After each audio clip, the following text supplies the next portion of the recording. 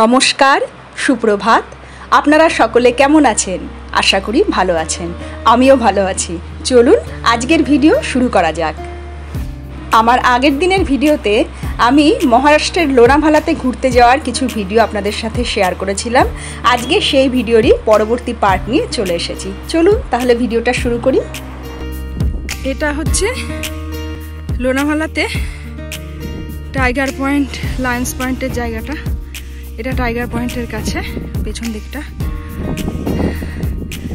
এই যে পাশে খাদ রয়েছে।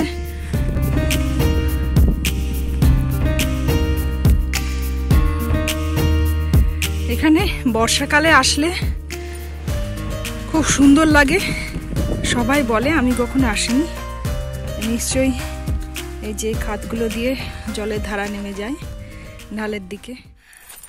ওরা ছায়াতে বসে আছে ওখানে, সেই ফাঁকে আমি এদিকে এসেছি।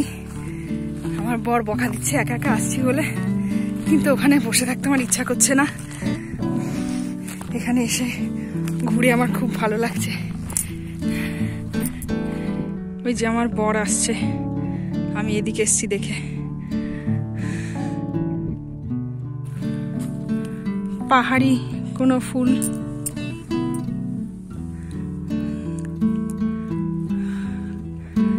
এই যে তুলো তুলো আছে, তার মানে বাতাসে উড়ে উড়ে এরা বংশবিস্তার করে।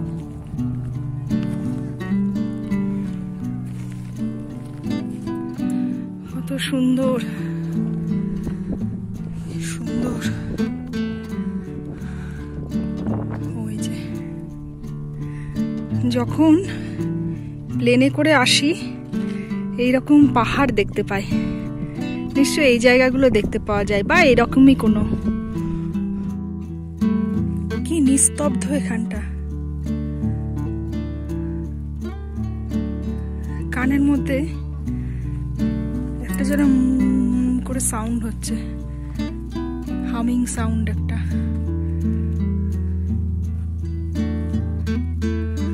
কেমন একটা নীরবতার শব্দ, খুব অদ্ভুত। কথাটা বললাম নিশ্চয়ই নিঃসন্দেহে, কিন্তু কিরকম একটা অনুভূতি হচ্ছে। সাধারণত জুন, জুলাই, আগস্ট, সেপ্টেম্বরে যখন ঘোর বর্ষা চলে মুম্বাইতে, তখনই লোনাভালাতে সবাই ঘুরতে আসে। ওই টাইমটায় পর্যটকদের জন্য সবচেয়ে ভালো সময়, কিন্তু এত গরমে কেউ আসে না। তো চতুর্দিক এত ফাঁকা দেখেই বুঝতে পারছেন যে কেন মানুষজন কম। তো ওরা সবাই গরমে খুব কাহিল হয়ে পড়েছিল। একটা ছাতা মতো করে ছাউনি মতো জায়গা করা ছিল, ওখানে ওরা রেস্ট নিচ্ছিল। তারপর আমি বলাতে এখানে এসে ওদেরও ভীষণ ভালো লেগেছে। বলছে না আসলে তো একদম মিস করে যেতাম।